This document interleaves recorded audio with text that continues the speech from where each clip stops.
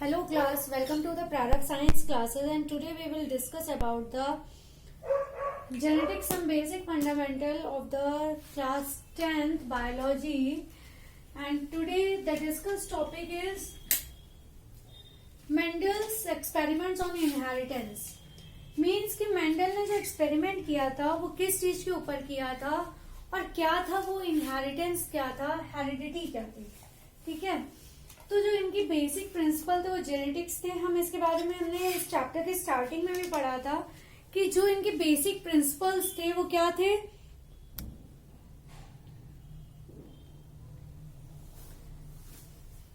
जो इनके basic principles थे वो क्या थे, हमारे जीन्स थे, है ना, जेनेटिक थे. और इन्होंने जो एक्सपेरिमेंट किया था वो किसके ऊपर किया था, गार्डन पी के ऊपर किया था. और पी का हमारा साइंटिफिक नाम होता है पाइसम सटाइवम.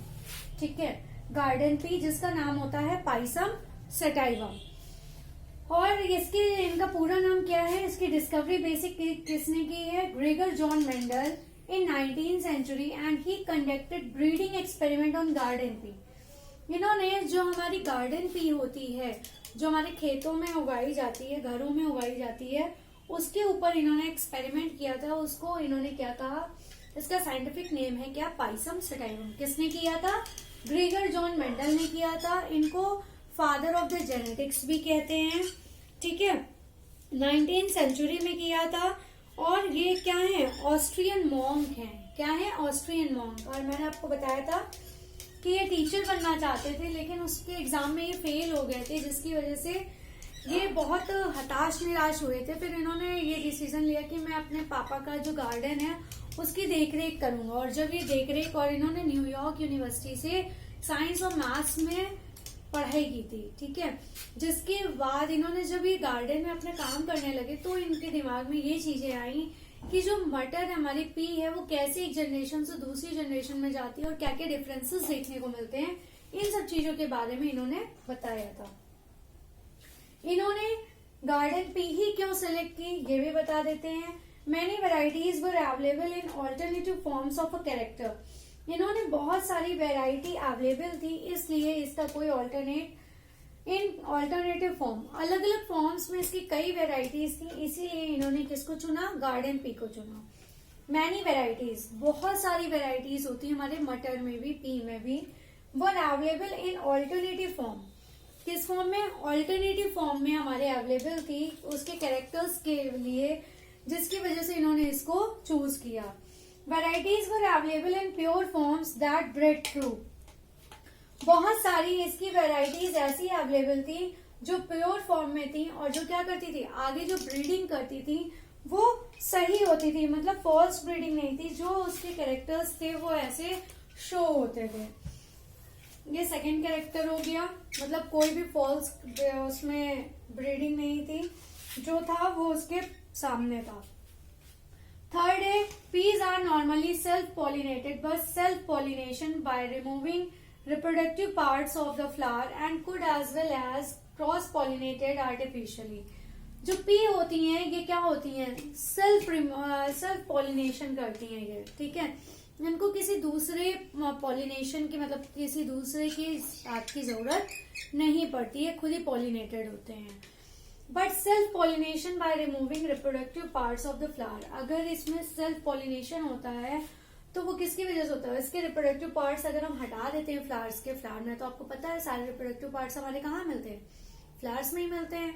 तो जो फ्लावर्स के रिप्रोडक्टिव पार्ट्स होते हैं अगर हम उनको हटा देते हैं तो ये क्रॉस पॉलिनेशन भी कर सकते हैं. ठीक है, क्रॉस पॉलिनेशन क्या होता है, दूसरे पेड़ के साथ पॉलिनेशन करना, दूसरे प्लांट या किसी दूसरे के साथ ये क्या करते हैं, पॉलिनेशन करते हैं.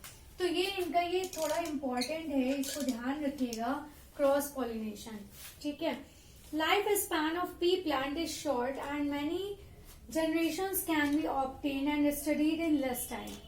जो इसके पी प्लांट की लाइफ स्पैन होती है, मतलब जो उसकी जीवन चक्र होता है, कितने दिन तक इसका पेड़ बना रहता है, वो बहुत छोटा होता है. इसीलिए हमारे सर्दियों में मटर आती है और देखते देखते 3 महीने के अंदर ही मटर गायब हो जाती है ना. तो क्या होता है, ये बहुत कम समय के लिए आती है हमारे यहाँ. And many generations can be obtained and studied in less time. और बहुत कम समय में हम इसकी बहुत सारी जनरेशन्स देखते हैं और जिसके बारे में हम बड़ी जल्दी ही पढ़ सकते हैं। ठीक है, कम समय में ये ज्यादा से ज्यादा पैदावार देता है, अलग अलग पॉलिनेशन के थ्रू देखते हैं। ठीक है, जिसकी वजह से क्या होता है हम उसके बारे में पढ़ सकते हैं। ठीक, Mendel crossed pure breeding varieties first. Mendel ने ही सबसे पहले इसकी प्योर ब्रीड को क्या कराया था, क्रॉस कराया था।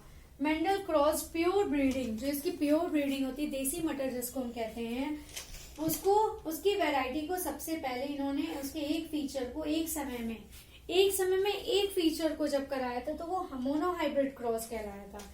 क्या कहलाया था? मोनोहाइब्रिड क्रॉस कहलाया था। ठीक है, ये पूरा एक साथ है monohybrid cross. And by taking 2 features together dihybrid cross. और जब 2 ले ली थी, मतलब 2 जनरेशन्स ले ली थी, तो उससे क्या हो गया था, डाईहाइब्रिड क्रॉस हो गया था। जब इन्होंने फिर 7 फीचर्स लिए, मटर की इन्होंने 7 फीचर्स लिए। ठीक है, जिसको इन्होंने क्रॉस कराया आगे। ठीक, कितनी जनरेशन्स लिए, कितने फीचर्स लिए इन्होंने? 7 फीचर्स लिए।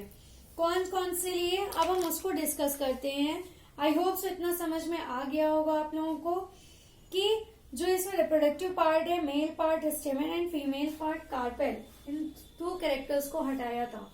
यहाँ पे जो फ्लावर्स का रिप्रोडक्शन के बारे में बात की थी, रिप्रोडक्टिव पार्ट को हटाने की, तो उसमें मेल का आपका क्या हटा दिया था? मेल पार्ट मेन कौन सा होता है इसका जो मेल पार्ट था वो था स्टेमन और फीमेल पार्ट था कार्पेल, जिसको हटा दिया गया था। ठीक है, जिसके बाद ये क्रॉस पॉलिनेशन भी कर सकते थे।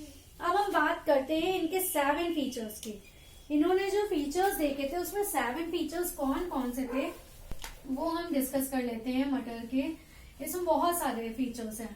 पहली बात तो रिंकल्ड होते हैं, राउंड होते हैं, ग्रीन होते हैं, येलो होते हैं, ये सारे फीचर्स थे इनमें। ठीक है, तो हम इसको डिस्कस कर लेते हैं, देखते हैं कौन कौन से फीचर्स हैं इसके। ठीक है, अब हम डिस्कस करने जा रहे हैं इनके फीचर्स को। तो एक तरफ हम ले लेंगे इसके कैरेक्टर ले लो। ठीक है, उसके बाद हमने ले लिया डोमिनेंट और रेसेसिव ट्रेट।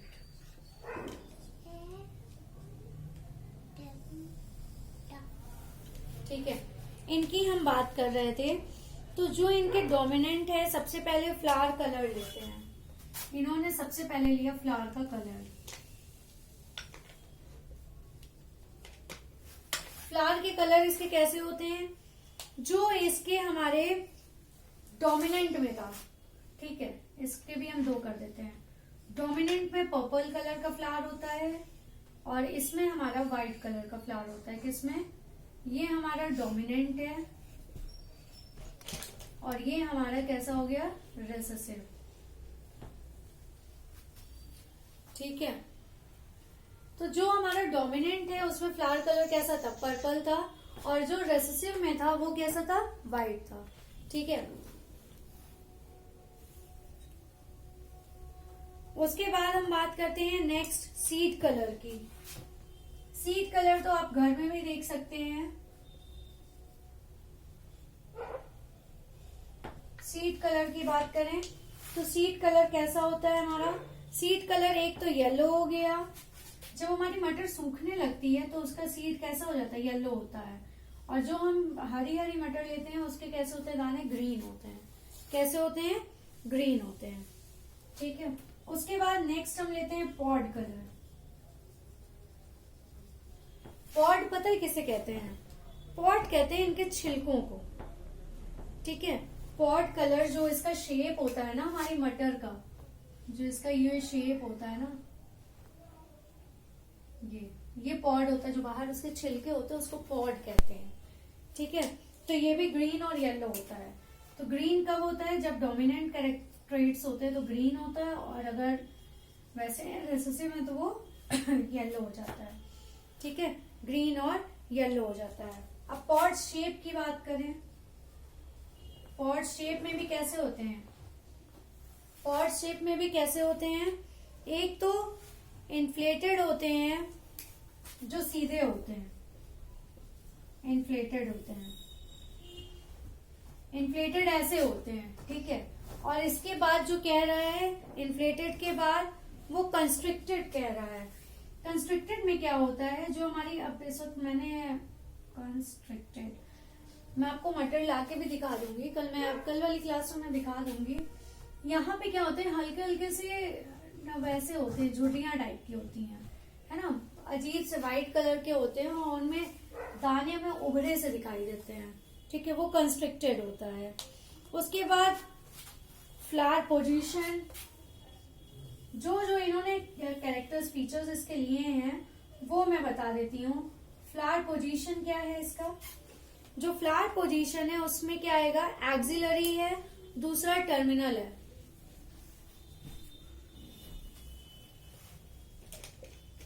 एक्सिलरी, और दूसरा है हमारा टर्मिनल। एक्सिलरी क्या होता है, जो ऊपर की तरफ बढ़ते हैं, ठीक है, और टर्मिनल जो इधर उधर की तरफ फैलते जाते हैं, ठीक है। और दूसरा है हमारा लास्ट है इसका प्लांट हाइट। प्लांट हाइट की बात करें, प्लांट हाइट की बात करें तो टॉल और ड्वार्फ होते हैं, जैसे हमारे बच्चों में भी होता है, कुछ बच्चे टॉल होते हैं और कुछ बच्चे ड्वार्फ होते हैं। तो ये इन्होंने 7 फीचर्स लिए थे, ठीक है, कितने लिए थे, 7 फीचर्स लिए थे। पॉट कलर हो गया, पॉट शेप हो गया, flower colour, seed colour, seed shape नहीं शायद मैंने लिखा ना इसमें, वही मैं कहूँ ये 6 हो रहे हैं। सीड शेप, सीड शेप में सिंपल सा है, एक राउंड होता है और एक रिंकल्ड हो जाएगा, है ना, मतलब एक कैसा होता है, एक गोल होते हैं और जब आप रख दोगे तो 4 दिन मटर को रखा रहने दोगे तो उसके बीच कैसे हो जाएंगे, रिंकल्ड हो जाएंगे, झुर्रीदार हो जाएंगे, ठीक। तो फ्लावर का कलर डोमिनेंट में हमारे पर्पल होता है, रिसेसिव में अगर ट्रेट आता है तो व्हाइट हो जाता है। इसी तरह हमारा सीड कलर है, येलो होता है, रिसेसिव में ग्रीन हो जाता है। देन पॉट कलर इसका ग्रीन होता है, उसके बाद रिसेसिव में येलो आ जाता है। पॉट शेप इन्फ्लेटेड होता है और रिसेसिव में कंस्ट्रिक्टेड हो जाता है।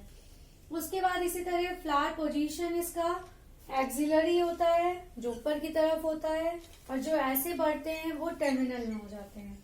प्लांट हाइट टॉल होती है डोमिनेंट में, और ड्वार्फ कैसी होती है, रिसेसिव में होती है। सीड शेप ऐसे ही कैसा हो जाता है, राउंड होता है डोमिनेंट में और रिंकल्ड होता है रिसेसिव में, ठीक है। तो ये इन्होंने ये 7 कैरेक्टर्स इन्होंने लिए थे ब्रीडिंग कराने के लिए। He tried with all the 7 features and his observation were similar at all. जितने भी उन्होंने फीचर्स लिए सब में देखते हुए वो फीचर्स कैसे थे, सब में सेम ही होने दिखे, सिमिलैरिटी ही दिखी, ठीक है। अब हम इसके केसेस की बात करते हैं कि इन्होंने केसेस कैसे लिए। ये था हमारी इसकी बेसिक, ठीक है, ये बेसिक था। इसके नेक्स्ट क्लास में हम इसके केसेस आपको बता देंगे, ठीक है। केसेस के बारे में 3 केस हैं इसके और 3 लॉ हैं। 3 केस भी इसके बड़े हैं, वो एक क्लास पूरा ले जाएंगे, उसमें प्रोसेस भी हैं आपके। और उसके बाद इनके 3 लॉ हैं, law of dominance, law of independent, और एक और है लॉ ऑफ हाइब्रिड है शायद, है ना, law of segregation, law of dominance, law of segregation, law of independent assortment, ये 3 हैं। उसके बाद मेंडल के लॉ के एप्लीकेशन हैं। ये 2 क्लास के टॉपिक्स और हैं, केसेस हैं। ज्यादा लंबी क्लास बढ़ाने में आप लोगों का इंटरेस्ट खत्म हो जाता है, इसीलिए, क्योंकि मैंने देखा है ना, जब मैं पढ़ाती हूँ, लाइव पढ़ाती हूँ, सामने बहुत सारे बच्चे होते हैं तो वो कह देते मैम बस करिए, अब समझ में नहीं आ रहा, चीजें सिर के ऊपर से जा रही हैं। तो इसलिए मैं समझती हूँ, इसलिए एक साथ पूरी क्लास देने में आप लोग को समझ में नहीं आएगा और आप लोग देखना भी नहीं पसंद करोगे फिर, ठीक है। सो आपको कोई भी डाउट है आप भेज सकते हो मुझे कमेंट बॉक्स में। And please like share and subscribe my channel. Take care, thank you class.